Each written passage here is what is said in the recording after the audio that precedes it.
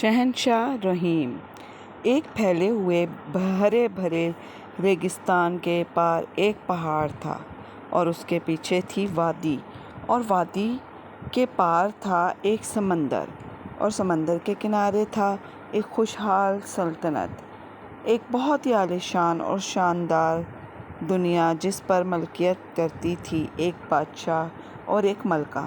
وہ اپنی رعایا کی طرح بہت خوش تھے، اور خوشی زیادہ بڑھ گئی جب ملکہ نے ایک بچے کو پیدا کیا۔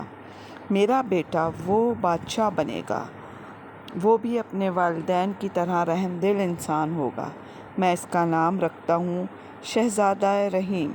سالوں گزر گئے، وہ بڑا ہو گیا، وہ اپنے نام کی طرح ہی رحم دل تھا۔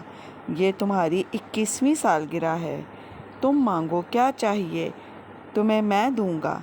ابا جان، میں سفر پر جانا چاہتا ہوں۔ سلطنت سنبھالنے سے پہلے میں دنیا دیکھنا چاہتا ہوں۔ ٹھیک ہے بیٹا، تم جا سکتے ہو۔ پھر بادشاہ اور ملکہ نے اسے دعاؤں کے ساتھ رخصت کیا۔ شہزادے کے ساتھ خادم بھی ساتھ چلا گیا۔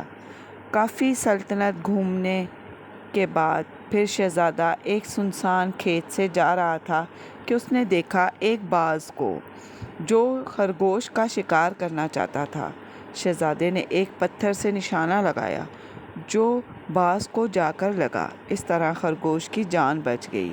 خرگوش بولا، شہزادہ رحیم، شکریہ میری جان بچانے کے لیے، پر آپ کو علم ہونا چاہیے کہ آپ نے ایک خرگوش کو نہیں، ایک شہزادی کو بچایا ہے جو ایک بادشاہ کی بیٹی ہے۔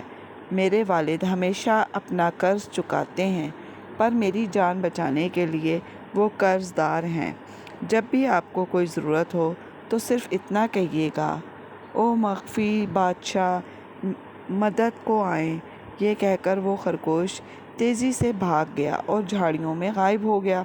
شہزادہ ستے میں آ گیا، کیا یہ بس میرا تصور تھا یا واقعی میں خرگوش سے بات کر رہا تھا؟ میں تو بس یہی دیکھا کہ خرگوش آپ کو گھورا اور آپ خرگوش کو۔ میرے خیال سے یہ سفر آپ کو بھاری پڑ رہا ہے، ہمیں واپس چلنا چاہیے۔ نہیں، ہم آگے جائیں گے۔ اس طرح انہوں نے اپنا سفر جاری رکھا۔ وہ گہرے دریاؤں سے گزرتے ہوئے دوسرے ملکوں سے، پھر وہ آئے ایک ہریالے ریگستان میں جہاں دیکھنے کو کچھ نہ تھا سوائے آسمان اور ہرے بالوں کے، جہاں سورج آب و تاب سے چمک رہا تھا۔ مجھے بہت پیاس لگی ہے، ہمارے پاس بالکل پانی نہیں بچا۔ انہوں نے ریگستان کے بیچوں بیچ ایک گڑھا دیکھا، وہ اس کی طرف بڑھے، ان کی خوشی کی انتہا نہ رہی۔ انہوں نے قریب جا کر دیکھا، اس میں کنواں تھا جو کہ صاف پانی سے بھرا ہوا تھا، لیکن وہ کافی نیچے تھا۔ پھر دونوں نے طے کیا کہ شہزادہ چونکہ وزن میں کم تھا وہ نیچے جائے گا اور خادم اسے رسی سے کھینچ لے گا۔ جب شہزادہ نیچے اترا تو پانی پیا اور خادم کے لیے بھی لے لیا۔ جب خادم کو کہا کہ رسی کھینچو تو وہ بولا کہ میں تھک گیا ہوں تمہارا حکم سن سن کر، اب جو میں کہوں گا وہ تم سنو گے، یہ لکھ کر دو۔ شہزادے نے لکھ کر دے دیا تو اس نے رسی کو کھینچا، پھر ایک دوسرے کے کپڑے تبدیل کر لیے۔ خادم شہزادہ بن گیا اور شہزادہ خادم۔ پھر سفر پر روانہ ہو گئے۔ ایک ہفتے کے بعد وہ ایک سلطنت میں پہنچے تو وہاں ایک خوبصورت محل تھا۔ وہ آگے آئے۔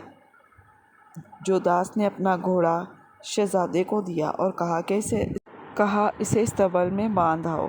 جو حکم ہو مالک۔ میں شہزادہ رحیم، میں آپ سے آپ کی بیٹی کا ہاتھ مانگنے آیا ہوں، اگر قبول ہے تو ٹھیک، ورنہ جنگ کے لیے تیار ہو جائیں۔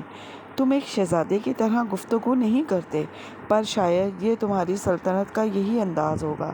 ایک بات بتاؤں، ایک طاقتور دشمن ہماری سلطنت کی طرف بڑھ رہا ہے، اگر تم انہیں شکست دے دو تو میں اپنی بیٹی کا ہاتھ دے دوں گا۔ جوداس شہزادے کے پاس گیا، تم خط لینا چاہتے ہو؟ ہاں، کیوں نہیں؟ تو پھر میری بات غور سے سنو۔ اس نے ساری بات بتائی۔ شہزادے نے کہا کہ یہ تو بہت بڑی فوج ہے۔ بالکل، انعام بھی تو بڑا ہے۔ رحیم کے پاس اور کوئی چارہ نہ تھا۔ اس نے جنگ کا لباس پہنا اور گھوڑے پر سوار ہوا اور باہر آ کر آواز لگائی، اے مخفی بادشاہ میری مدد کرو۔ ایک دم سے بادل گرجے اور ان کے اندر سے سنہری گھوڑے پر بادشاہ نظر آیا۔ قریب آ کر بولا، ہاں شہزادے، تم نے میری بیٹی کی جان بچائی تھی، وہ قرض مجھ پر ہے، بتاؤ میں کیا مدد کر سکتا ہوں۔ شہزادے نے ساری بات بتائی تو شہزادے نے جادوئی تلوار دی اور کہا کہ یہ سیدھے ہاتھ کی طرف سے تم وار کرنا اور الٹے ہاتھ کی طرف سے میں وار کروں گا۔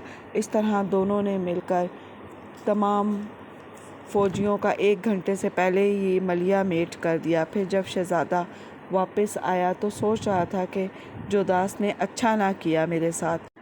اب بادشاہ کی بیٹی سے شہزادہ بن کر شادی کرنے جا رہا ہے۔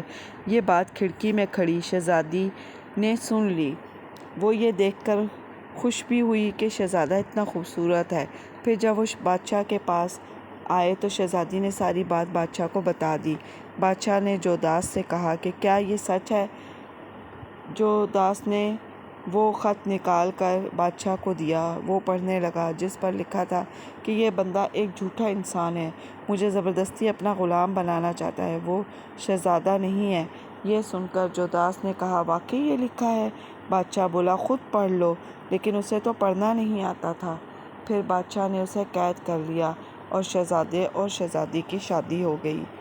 تو دوستوں، آپ کو میری ویڈیو پسند آئی ہے تو اسے لائک کریں، شیئر کریں اور میرے چینل کو سبسکرائب کریں اور اپنا بہت سا خیال رکھیں۔ نیک دعاؤں کے ساتھ اللہ حافظ۔